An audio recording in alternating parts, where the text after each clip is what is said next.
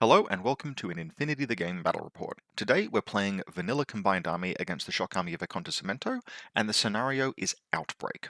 Now, Outbreak is a new scenario added in the ITS Season 17 mid-season update. It's entirely new to Infinity, and this was my very first game playing it. And just to get a little bit of appraisal out of the way now, we will talk about this more as we go through the video, but I'd like it for casual play, local game store nights, but I don't think it's ready for competition or event play without a few tweaks. Those tweaks are very easy to make, but there are a couple of things that I would suggest. Now, the first and most optional is that you could consider relaxing the specialist requirements slightly, particularly for, say, a 5-round event. I think you could run Outbreak in a 3 or 5-round event, 5 rounds if you were masochistic, but it is possible.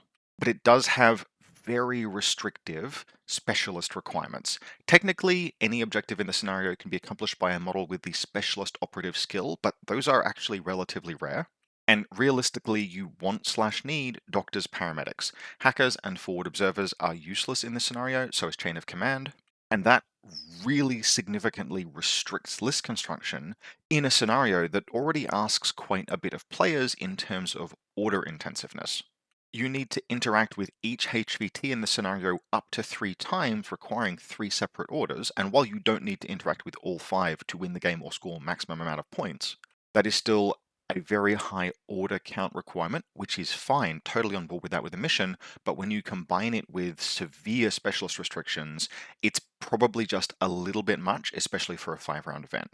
Now, that suggested change I don't think is mandatory. I think there is plenty of space in Infinity for events that really challenge player list construction and faction choice. So you could do without that.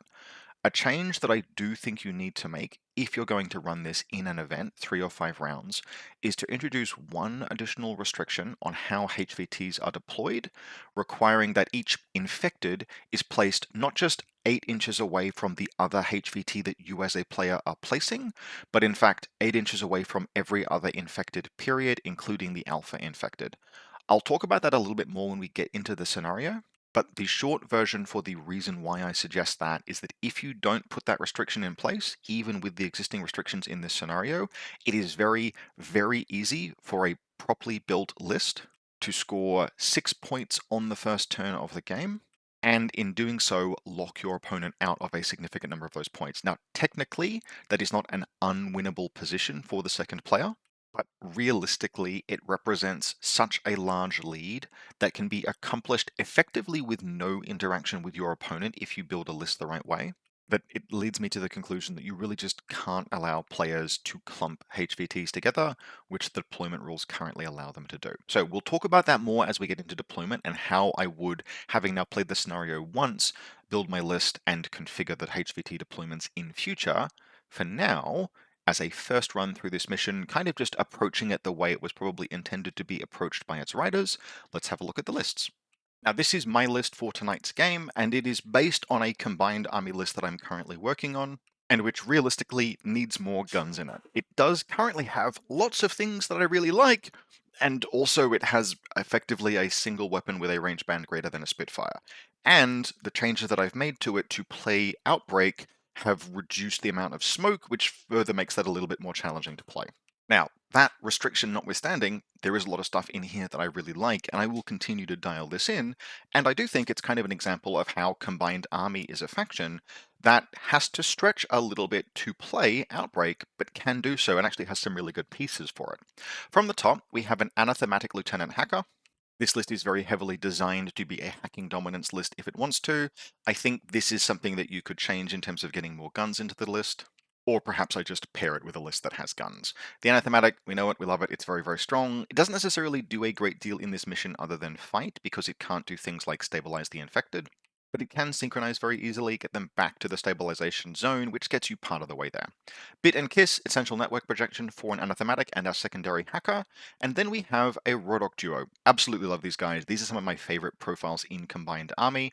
The Thunderbolt is my go-to and indeed the only realistically long-range weapon in this entire list. And then a Paramedic. In the normal version of this list, this Paramedic becomes a hacker, which I found to be really useful.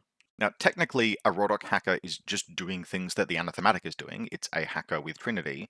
But having a second hacker, or third hacker effectively, does just a couple of things that are valuable. Firstly, it's a slightly better choice for the Anathematic to jump into if it dies. Secondly, it's a model capable of doing Spotlight if the Anathematic, for example, doesn't want to reveal itself from a camouflage state. Having a model that can Spotlight is very, very useful in ARO. And then thirdly, it's just one more ARO out of all of the deployable repeaters that Bit and Kiss are going to be spewing out. I really liked having this hacker in the list, but we need a Paramedic in order to do this scenario, so Rodok Paramedic is a totally fine choice. Very, very highly mobile Paramedic, specialist bonuses, and in fact, it would be this lad that would really bail me out of much of this scenario. We then have a little bit of the tech in this list, a MedTech Obsidon Medcanoid with Cyberplug, Puzzler, and Ranter with Spitfire. The Puzzler is exceptional, the MedTech is very expensive to unlock the Puzzler, but hey, it's a doctor in this particular scenario, we absolutely need that. And the Ranter is a piece that I am trying to make work, but finding inconsistent. It's totally fine, but I haven't yet nailed down when I think the correct time to spend orders on it is. This list is designed to give it the best possible chance at success. We've got an E-drone in Combat Group 2, so I can really make this thing an exceptional gunfighter. And in some games that's been fantastic, and in this game it would take one shot in ARO the entire game, that would be it. Then we have Dadarazi, an R-drone, one Icadron, and two Imatrons. This is just an order package plus smoke. This list, if you're running so few long-range guns, really wants, ideally, white noise, which I have not yet sprung for, or at least more smoke. And the normal version would have two Dadarazi, but we had to cut one for a Seed Soldier. Combat Group 2, we have a guided missile remote, a Libertos, a Sasha, an E-drone, and a Seed Soldier. The Seed Soldier Paramedic is another concession to this mission. The Sasha would be in the list normally, but the Seed Soldier is theoretically very, very good at scoring points very quickly. It forward deploys, along with a bunch of other camouflage markers, and it has +1 special dice in this scenario. The E-drone is here for two reasons. The first is, as noted, to buff the Ranter, but the other is to provide Fairy Dust by going Fairy Dust, select Heavy Infantry as your option, and that will give the only heavy infantry in our list, an Anathematic, a firewall. That makes the Anathematic into, in absolute terms, probably the single most dangerous hacker in the entire game, with only a tiny number of other models even in contention there. It lets him do things like just walk into enemy repeater networks and kill everything that he can find.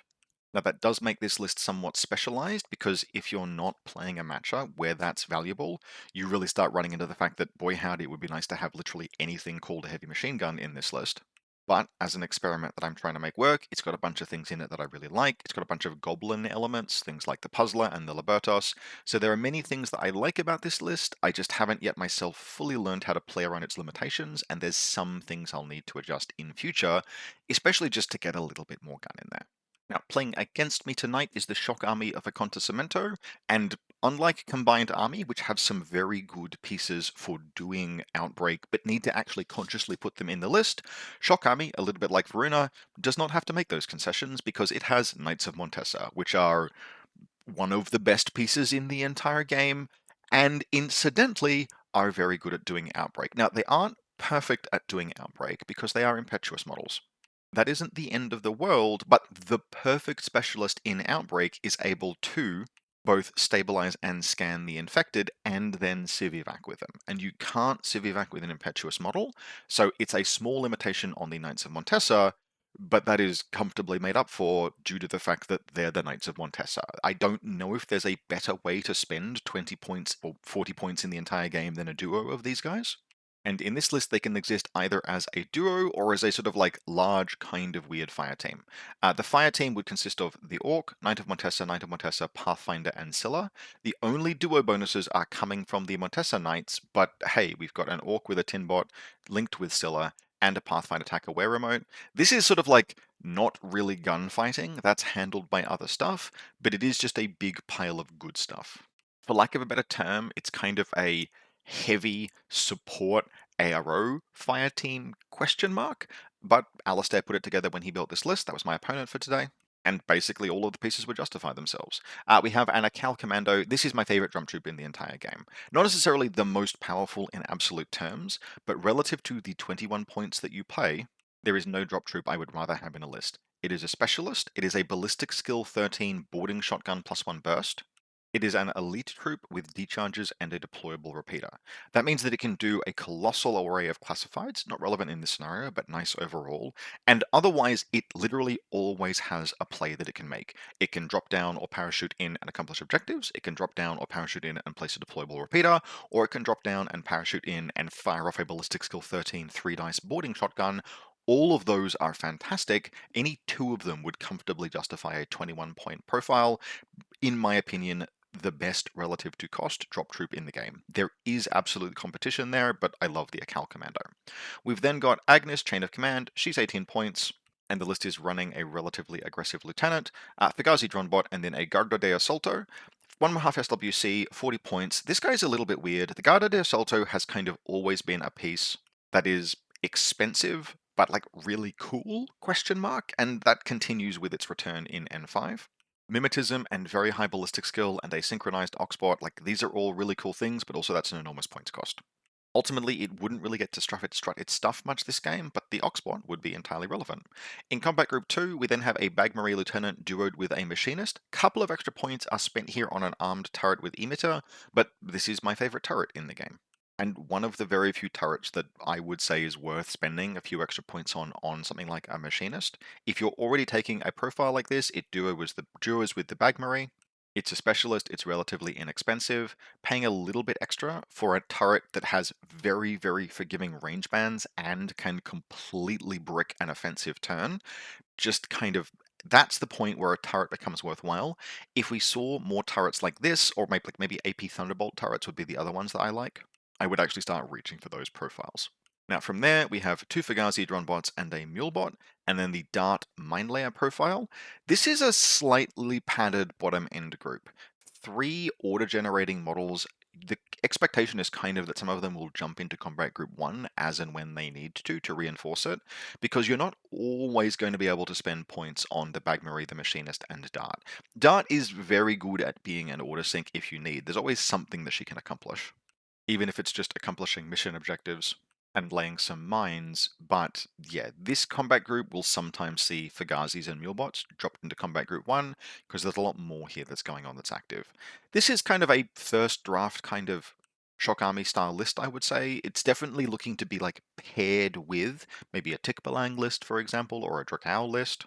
But in terms of being able to do Outbreak as a mission, it's ticking all of the boxes that you might want. And importantly, it's doing so without really compromising at all.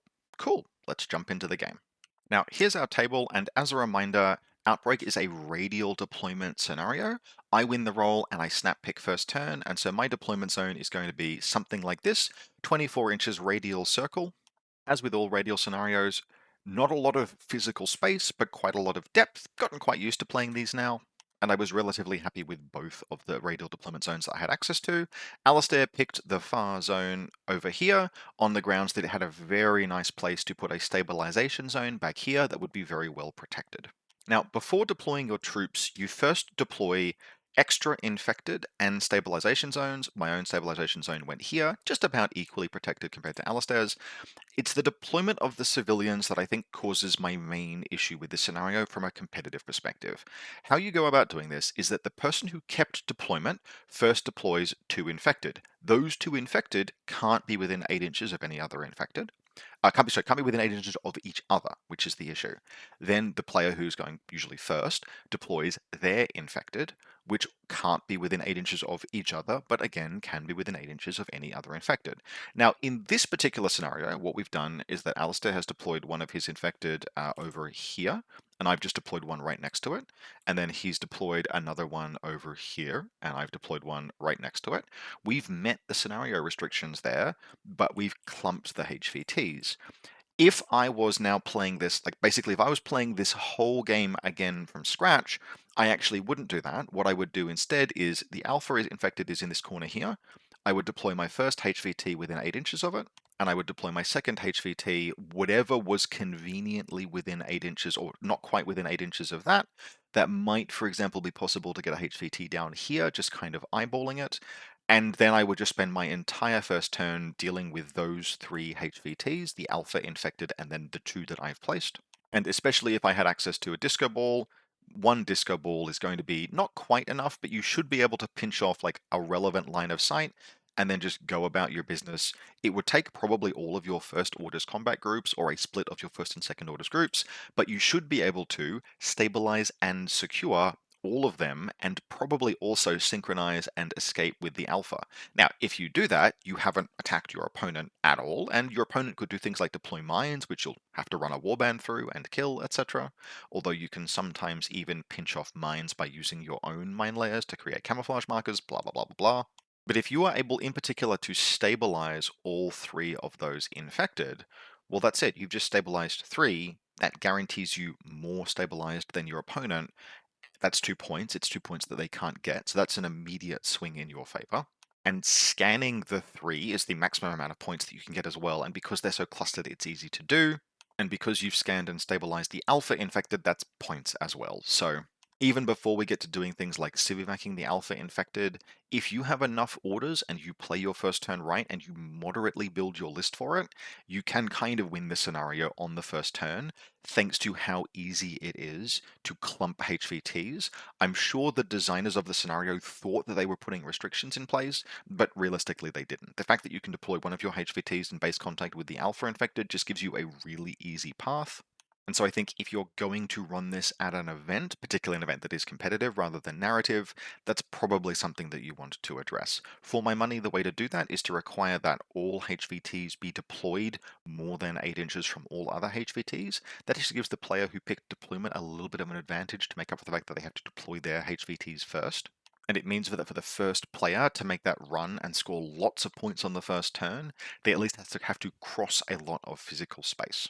I think you could also potentially consider putting a restriction in place where you can only scan one infected per round, which means you need to be doing that all 3 rounds over the course of the game. That could be a little bit too artificial, but it is something that we have seen work in scenarios like axial interference as a way of spreading play out over the course of the entire scenario. So these are changes that I would consider making, and the most important one I think if I was running this in an event would be to force players to space HVTs with 8 inches between all of them, including the alpha infected. So with that said, as a reminder, in this game, just playing this for the first time, we have 2 infected here, the alpha infected here, and 2 infected here, so relatively clumped. In terms of my deployment, I've got the Libertos and Seed Soldier clumped around in this space with the intention that the Seed Soldier, who's actually very aggressively positioned, will start by just bouncing between these infected and scoring a whole bunch of points.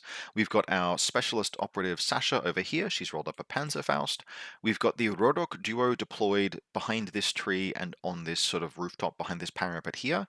I got the angle of this Rodok done pretty carefully so that it can super jump in a straight line if it needs to. The other one can mantle off the building because you're allowed to vault while you're super jumping. Dr. Worm is on this rooftop along with the T-drone.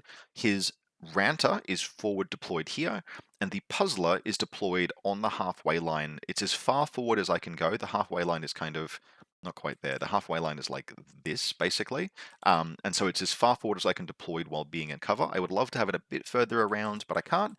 This will have to do in order to place the Emirat template over anything running towards these 2 HVTs. In retrospect, now knowing how the game went, I actually think it would have been much better for it to be covering the alpha infected, but there were things that I didn't really realize at the time, should perhaps have given some more thought to, so this was good enough for deployment. The E-drone's hanging out back here, Echidrons are just scattered around, and then Bit and Kiss are on this rooftop. This is a little bit exposed for a list that doesn't have many guns and only has 1 smoke grenade. They would actually spend a lot of time spec firing repeaters, which they can absolutely do, but it isn't quite as good as standing up, firing off 2 repeaters, sitting back down, firing off 2 repeaters. You're suffering significant negatives to avoid things like enemy firepower, for example, a pair of dudes with Blitzens, so a little bit inefficient there on my part. They do, however, have an Echidron behind them, able to reload. I've left just enough space for it to sit here behind this tree, staying clear. I'm not actually sure if you're not allowed to deploy inside the stabilization zone. I just assumed you weren't. Should probably check that. But yeah, that's the deployment. And then there was, we've got a Datarazi here, an R drone over here, and then the Anathematic will be my reserve drop. It's right here on the 24-inch line, so it's not really in any cover at the moment, but it is in a position where it can move forward aggressively as needed. For Alistair's deployment, the important things to note are a cluster of camouflage markers around here that I don't give enough thought to, and that will bite me in the ass in a serious way on the first turn. We have 3 Fugazi drone bots that are standing on full picket mode, one here, and one here. That is a level of aggression that if I had any kind of guns at all, would be really badly punished. I would just spend 3 orders on my first turn, or 4 or 5 orders, I don't care. I'll spend the orders to kill them because that's so many orders away from Alistair over the course of the game. But in this case, he had a good read on my list. He knew that an anathematic was coming because it was my reserve drop, so he could just see, bro, you don't have any guns. We're just putting these things on Flash Pulse ARO duty, and they would cause me a pain the entire game. Clustered behind this building, we actually have probably an unsafe amount of clump to play against a list that has a guided missile. There's a mule bot, there's the orc, and the Pathfinder drone bot. Scylla herself is safe on high ground up on the sort of second level of this building. And then Boulder's Brass, we have as hard ARO pieces the 2 Knights of Montesa. They have Mimetism to offset their limited cover. They're very durable with Armor 4 BTS 6 and at least able to get the cover bonuses to Armor and BTS. And they have effectively 3 Dice Blitzens in ARO. That's really good. Finally, we've got the Bagmarie and the Machinist hanging out down here, and the Garda de Assalto will be reserve dropped somewhere in approximately the same space. So, cracking on into my first turn, and I'm thinking at this stage, well, this game will be pretty straightforward. I will simply move my Datarazi up and around. It moves up. It tries to throw a smoke grenade at long range. It fails. That's fine. It moves around again. Tries to throw a smoke grenade. It fails. Pulls back. Tries to throw a smoke grenade. And this time it succeeds. Okay, that's a little inefficient. Kinda sucks. But cool. We've got smoke down here now. I think I am now totally fine to get a whole bunch of points neatly in the bag by hatching this Siege Soldier, stabilizing and scanning both of these infected. Nothing could go wrong. I move forward 4 inches into base contact with one of them, and then this camouflage marker, which I was like, I don't know, that's like a Naga or something, right? They can't see through smoke, right? Anyway, yeah, Dart exists, and I had completely spaced on that. And she snap fires a viral bow shot at good range through smoke into the Seed Soldier. Now she's got, even if I was to do nothing or say to dodge, she would have -6 from the smoke, but she'd be in good range. I'm out of cover. She ignores, well, I don't have Mimetism once I'm hatched. And it was a bad enough roll that I'm like, you know what? I screwed up. That's on me. Maybe I can kill her. Double shot the chest mines back into her, and she passed both of her saves and killed the Seed Soldier. So that's a pretty disastrous first 3 orders of the game. Especially with orders otherwise taken from that combat group, I don't kind of have fucking anything to do now with this turn. Like, that's really bad. I can't realistically get the Sasha around with the 5 orders that she has to do the same thing. I don't have enough orders on the Rodok or Dr. Worm to position them. So hell, okay, that's rough, very well played. This could have been a really straightforward turn. The goal was to have the Seed Soldier use the Combat Group 2 orders to stabilize and scan both of them, and then I've got all the Anathematics orders to come around here, grab the Alpha Infected, run all the way back, do whatever the hell it wants. Like, it was going to be fantastic. I was just going to win on the first turn, and then Dart shot me with a bow. And that is a combination of good play on Alistair's part, good deployment. Like, this is perfect, right? This is exactly the right position to have her not in any immediate danger. Like, he knew that this was a Libertos mine. She's not in position to take any hits from that. She is inside 8 inches of, like, all of this space here. Perfect. Perfect deployment. I got punished super bad. So we go about trying to salvage what of the turn we can. We've got some smoke there, so the anathematic is going to move up, and we're going to do something that I really don't want to do, which is to take an active turn spotlight kill. And this takes a really long time. I would love to move up and take the Alpha Infected, but without more orders to spend on the Morat, I can't get smoke down here, and there's 2 Blitzens watching it. So basically the Anathematic just moves up into this position, spotlights, I throw a bunch of missiles, one of them gets through eventually, she passes her save, I throw some more missiles. I think it takes all of the remaining orders in group 2 worth of missiles, which is going to be 3 or 4 orders. I think it's 3 orders worth of missiles and spotlights to eventually put Dart down, and then I just run away with the Anathematic. I trigger the mine along the way, Dart's mine over here. I'm able to do that without quite, I'm not sure how actually, but I'm able to do that without quite activating the AROs from the 2 Knights of Montesa. I think it's possible that I did it under camouflage or something and just copped the hit. Definitely took a wound from the mine. And eventually the Anathematic pulls back to here. I spec fire out some pitches. One of them lands in this position here, and the Anathematic recamouflages. I've got 1 spare order left in Combat Group 2 to put support wear up on the Ranter, and that's it. That's the entire turn. Technically, I'm up on attrition. Technically, I traded a Seed Soldier, well, and a Wound on the Anathematic for Dart. She's very expensive, so that's probably still kind of worthwhile, but that's a really bad use of literally your entire first turn in a scenario where going first is enormously favored. So, yeah, this is going to be really difficult now. Now, Alistair, for his part, doesn't really want to run into the teeth of like hacking defenses, and all of my stuff is hiding and prone. So that does leave him in the position where kind of his best close assault element in Group 2 would have been Dart. She's dead now, so Group 2 is going to just have, it's going to be effectively 6 orders once you count the NCO order for the Bag Marie and Machinist just to move around and do stuff. They're going to move up and around this way. They'll put a turret up here on this rooftop. It's a nice good position. And then the Bag Marie will just try and do some discovers against these camouflage markers, reserving a couple of orders which will come up later in the turn. At that point, an Acal Commando tries to land, doesn't do so, and so ends up walking in off this table edge, but that's totally fine because he has super jump and jet propulsion, whoosh, whoosh, whoosh around to here. At this point, to try and stop him, because nothing is watching him and he's going for the Alpha Infected, to try and stop him, I begin to dodge the Libertos, but in dodging the Libertos, I reveal it. That means the Bag Marie, who had been failing Discover rolls, is now able to spool up and puts the Libertos in the ground. I think it was worth going for. I'm dodging on 10s in zone of control. If I'd succeeded, I'd have gotten around out of the bag's line of sight and into line of sight to potentially block the Acal. Now, that's not a good face-to-face roll, but it does waste time, and at some point I'd probably end up just placing a mine. But alas, the Libertos whiffs the dodge, gets shot, and dies, and that means the Acal Commando is very comfortably able to just grab the Alpha Infected and get all the way back here. Along the way, I think he spends orders to scan and stabilize, or potentially he just spends all of the orders grabbing it and running back to here no, actually he doesn't. He just grabs it and runs all the way back, knowing that the stabilization zone will stabilize it at the end of the round, and then he can just scan it at the beginning of his second turn. So one casualty from me this turn, that's not the end of the world, but my plan to be way up on points on turn 1 got stymied by Dart, and now I've done no damage in ARO, pretty reasonable. But with the Alpha Infected in his hands and stabilized, all of a sudden now I have to take matters into my hands and try and find a way to snatch victory from the jaws of defeat. Now, after the game, I will say Alistair paid me a very high compliment, which was that he and I think at this stage, have only played games on local game store nights, just having a laugh, having a rant, and he did say after the game that he got to meet Rob Who Wins tournaments for this game, because at this point I basically had to lock in and just go as aggressively as possible after scenario.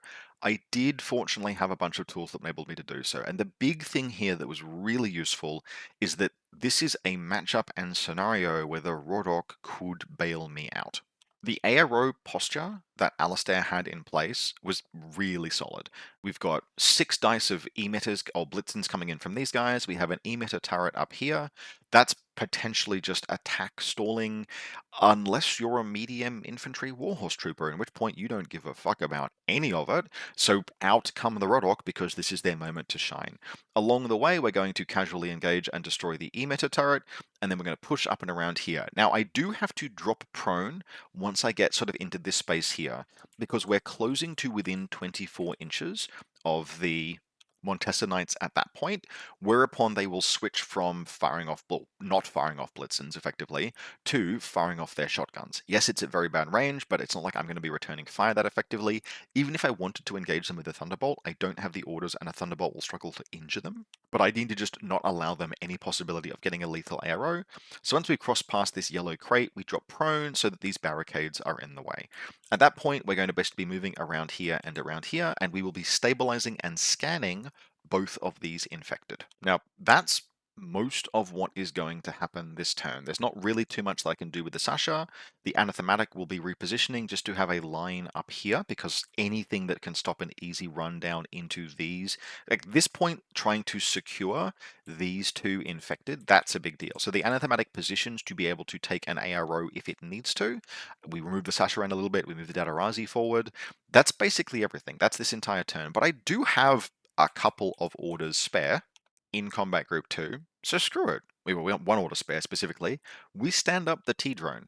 it takes a face-to-face roll against these two Knights of Montesa. Now, it's only firing 1 dice, and they're firing 6 dice back, but my eyeball says, and it is correct, this is more than 32. The furthest knight is about 35 inches away, the closest knight is 33. Missile goes downrange into the closest knight and cleans him up. That's really valuable because at that point, this is no longer a team that can get plus special die, which means that for the rest of the game, it's going to be easy to fight those things. Now, I may possibly cop a Blitzen crit back and go isolated and immobilized, but that's not dead, and I can reset, and I have an engineer right next to me. If I had literally any orders left in that combat group, like if I'd thought to do this not as the last order of the turn, but say as the first order of the turn, it would have been a really, really good play. As it was, it would be fine, and it would set up things. Just killing that Knight of Montesa is going to be a really big deal down the line.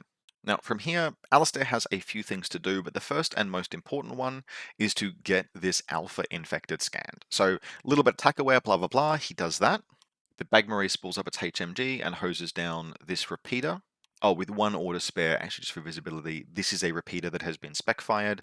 This little railing here is higher than Silhouette 1, so this is actually quite a safe position and will be very useful, but the 1 repeater that I had spec fired the turn earlier, that does get destroyed. I'm landing on average 1 pitcher per 4 dice rolled, which is perfectly average. That's exactly what you would expect. So it means over 4 orders, I've gotten 2 down. This is why it is way better not to spec fire these things, but I have until now been pinned down by Blitzens. Now, from here, Alistair has to attempt to go in after these 2 HVTs. He could leave that for his final turn, but if he gets them done now, because I've got 2 HVTs over here that are stabilized, he needs to stop me from stabilizing 1 of these. He really needs to get both. If he can get both of these HVTs, what that will do is it will mean he will have the 2 points for most HVTs stabilized, and so trying to break into this position is now a really big deal because there's 2 points on the line, and if he doesn't do it now, I will almost certainly do it next turn. And so in that vein, a couple of things happen. Multiple attempts to discover the Libertos mine fail. Oh well, that means it's Garda de Assalto time, around comes the helper bot, and down goes smoke. This is my smoke from last turn. In this case, he gets smoked down about here. And then the Akal Commando leaves behind the Alpha Infected and makes a run down. Because this mine has not been discovered, Alistair's not willing to let it detonate on the Akal Commando, so it moves as close as possible as it can, and then out goes the Machinist, history's greatest expendable trooper. He's able to move up. I think the Sasha gets put unconscious at some point during this turn. She'd made an attempt the previous turn to try and do something with Infected and had failed. And then, leaving behind his best friend Bagmarie, the Machinist moves into range of the mine. It detonates. He dodges. He does dodge on the last order of that combat group, and he jumps back to here to safety. That clears off the mine, which let the Akal Commando with the orders that are spare move up and around to here, hoping to scan both of these infected, or sorry, more critically, to stabilize the infected, but he's only got so many orders, and after failing, I think, 1 willpower roll, he's able to stabilize, I think, this one here, and that's it. That's all he's got for the turn. That leaves, critically, 1 infected unstabilized as I head into my final turn. Now, I have targeted the Akal Commando on the way through, and I would love to drop a missile on its head, but keen-eyed viewers will probably realize why I can't. I can't because there's an unconscious Sasha on the ground here, so we have to basically do this the hard way. Some smoke gets thrown down, and the anathematic moves up and around. He skirts this corner so that he can see both of these, and he can see the the Machinist hanging out in this position here, and he splashes those 2 with plasma, lights them up, and kills both. On the way out, the Akal Commando salutes the flag and places a deployable repeater, but I don't really have anything more I need to do with the anathematic. That's fine, I just needed to get those things killed. With them down, we get a little bit more smoke down here, and then, because there is still a Blitzen in the distance, and Dr. Worm begins his heroic run. Dr. Worm comes down these stairs, and on the way past, removes Isolated and Immobilized from the bricked T-drone, and then comes down here, and then around here, and then around here, and on like the last order of that combat group, there will be some other things done, but effectively last order, or with 1 order, I move, and I'm able to stabilize and then scan, so 2 orders, this infected over here, that's a lot of points. That's not necessarily a game-winning amount of points, but I'm able to get Dr. Worm around into base contact with this infected, stabilize it, and then scan it. And then I can't pull him back because I've got other stuff that needs to be done. Specifically, the other stuff that needs to be done is that the final points on the line in the scenario are around synchronizing civilians. And so these Rodok move out into base contact with these civilians, and then each of them grabs a civilian needing a 16 because you have +3 on civivac rolls, and pulls back. Those are the last orders in the group. They're effectively the last orders in the turn. I've got an isolated order on the T-drone, where it fires a shot at the other Montesa Knight, and it's a meaning. I think I hit, but he makes his saves. And so as the last order in that group, I consider putting another shot through the T-drone into the Montesa. Instead, I put assisted reaction or enhanced reaction for burst 2 and ARO up on the missile launcher, because I now need to stop Alistair from scanning any more infected, or from securing if infected, or from breaking my civivac on infected. Right now, I have more infected stabilized, more infected scanned, and more infected civivac'd, but all of those are potentially very tenuous. So we head into Alistair's final turn. He civivacs the alpha infected at this point. I think Agnes does it. She moves out and around. She's got spare orders. And then everything is down to a violent run in this direction by the Knights of Montesa. We sort of workshop it out, like what is the best way to do this? Is there a way to like get smoke down? No, this little goober has been oblivioned a previous turn. So fuck it, we ball. The first thing before impetuous activations is that a nanoscreen drops down. It does in fact land in place. The Montesa Knight runs out past it impetuously, picks up the nanoscreen, engages the missile launcher, and just wins his face-to-face roll, the cheeky bastard. Bricks the guided missile launcher. I had such hopes. But with the impetuous order, the Montesa Knight was able to close inside 32 inches. At that point, he's 2 dice on 13s, I'm 2 dice on 12s. He wins the face-to-face roll and bzzzt, gets the T-drone. He then runs in this direction, and this is just the like sprinting camera over his shoulder up and over the barricade to engage this Rodok that is in the open. And when he does that, out of hidden deployment drops the Puzzler. The Rodok fires his shotgun, the Puzzler drops down a deployable repeater, and the Montesa Knight splits dice. It's able to put down the Puzzler. It wins the face-to-face roll against the Rodok, but the Rodok passes its save. One more thing to go, basically. There is one more order that is relevant here because the Montesa Knight is inside zone of control of this repeater.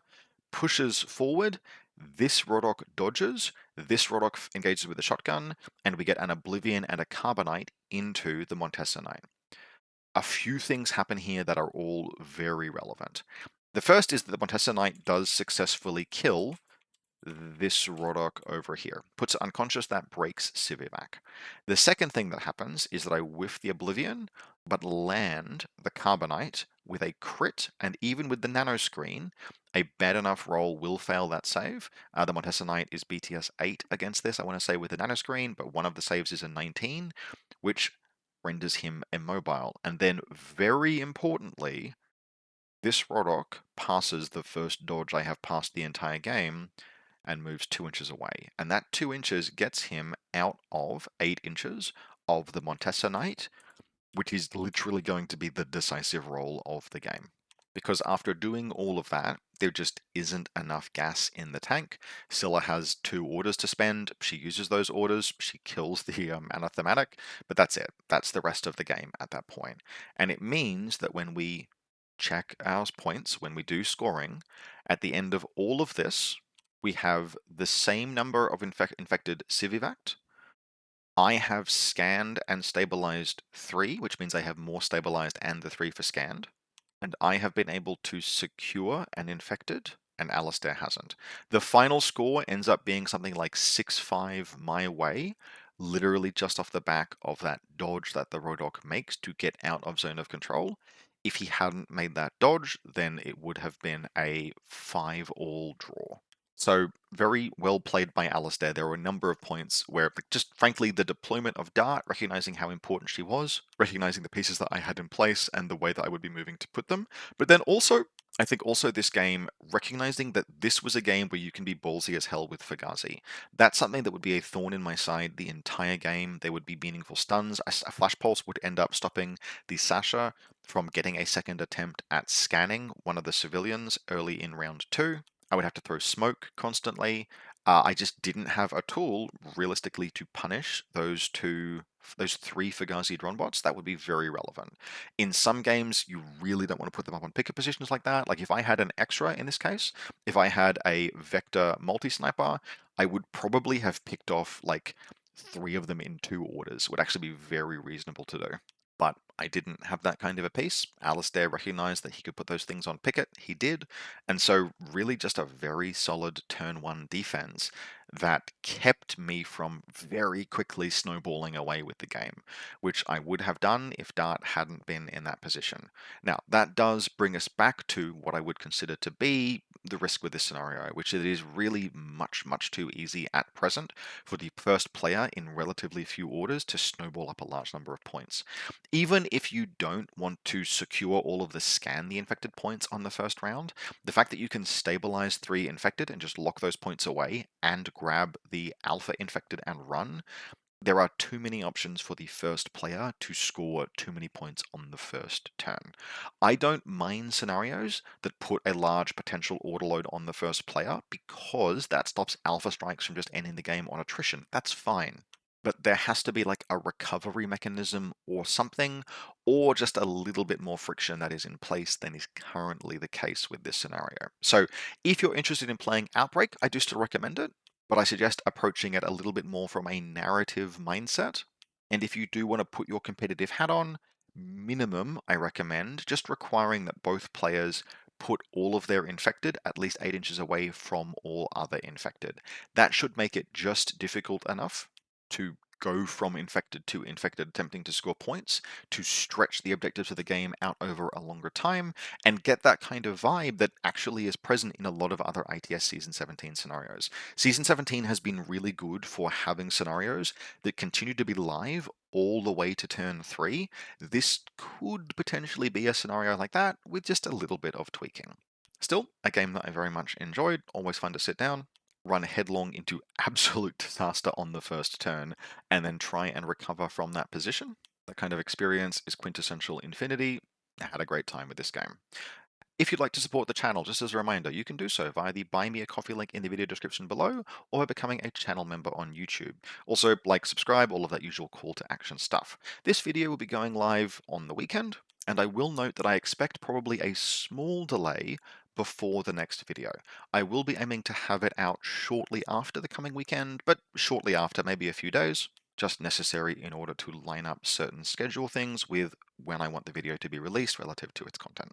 It is possible I'll get something out in between then. Otherwise, I hope very much that you've enjoyed this, and I'll see you for the next video in early April for more Infinity content.